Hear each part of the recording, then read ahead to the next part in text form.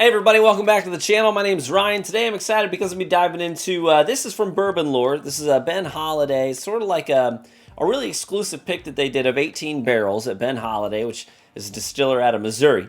And so Bourbon Lore is sort of this exclusive bourbon club, right? The real purists, you know, they like the real heart of bourbon history and heritage, and they try to stay true to it. Now, with this special release they did from Ben Holladay, they sent some bottles out to some pretty big whiskey YouTubers, and they were all just raving about this stuff. They said this is going to be in the top 10 bourbons of 2024.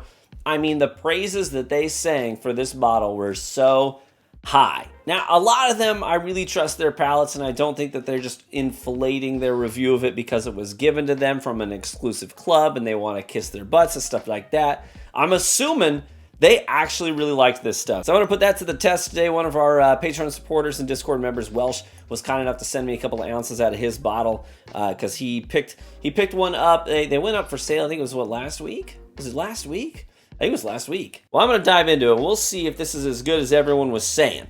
Now, a few things we know about this bottle. It comes in at 118 proof.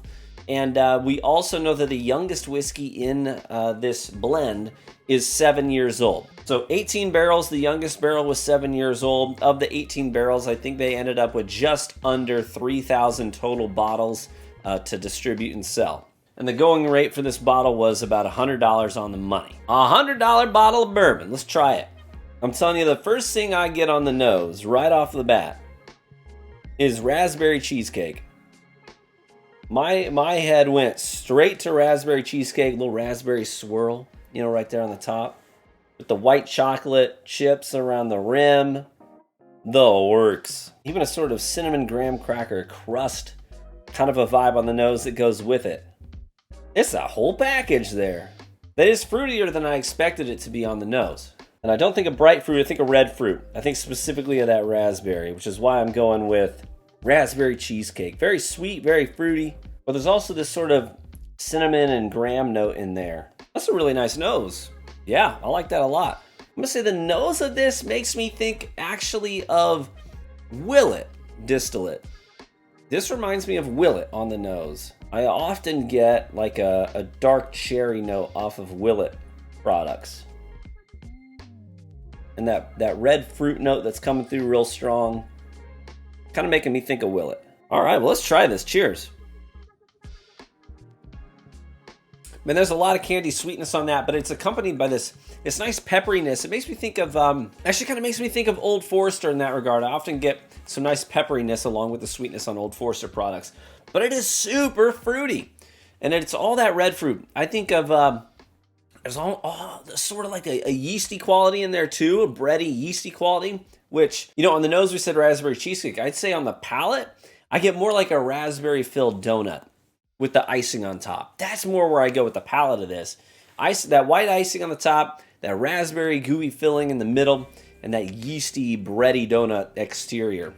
Oh yeah, that's super yummy. I really like that. I'm a huge fan of raspberry-filled donuts. I'm a sucker for a raspberry-filled donut. My wife was out of town recently, and she meal prepped a bunch of stuff for me, made it really easy for me to have really good, healthy meals while she was gone.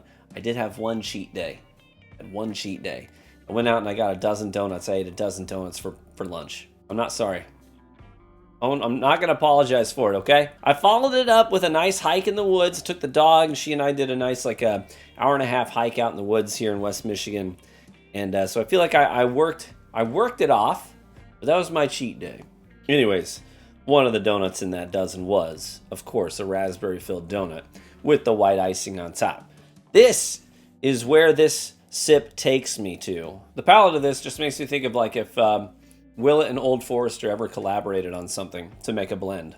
Bright red fruits, sweet icing, a little bit of pepperiness as well. Kind of helps things keep some good balance in there so you're not just getting overwhelmed with a wave of sweet. I feel like this drink's under its proof too. Like, I like that 118 proof point, but to me this is almost drinking like maybe 108 instead of 118. I'd say this drink's a little bit softer than it is on paper. Yeah, I think I'm pleasantly surprised by this bottle. I have yet to have any, I think I've only had, I want to say 2 pours ever from Ben Holladay, and neither one of them were memorable enough for me to to be able to recall what their specific profiles were like, if I loved them or hated them. I think they were just sort of like, okay, I guess.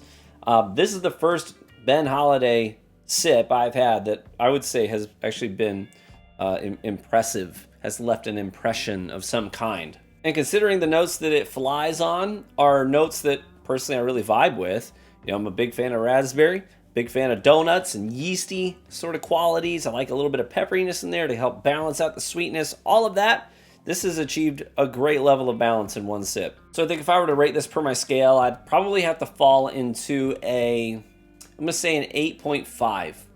If I was gonna get nitpicky about anything, I would say that I would like a little bit more on the base end of things. It's really bright, sugary, and there's a little pepperiness in there too. It's bright pepperiness. But I want a little bit more bass to go along with all that treble to give it a little bit more body on the bottom end. Some darker, richer flavors in there. I think maybe if we had a little bit of like barrel funk and like a leathery sort of a note in there too, or even some tobacco vibes, that might elevate this sip even further. So 8.5 is very high praise for me, so don't get it twisted. I think this is fantastic.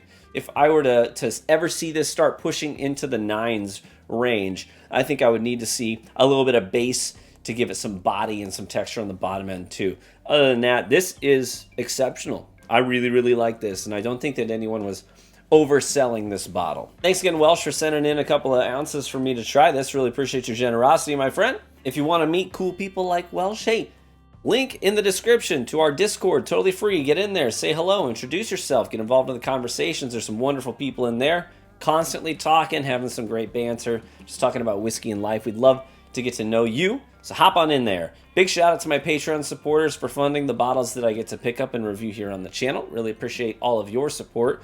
And if you'd ever want to join the Patreon community, you can do so for as little as $1 a month to help support the channel and get involved in some of the cool activities that we like to do together. Cheers, my friends.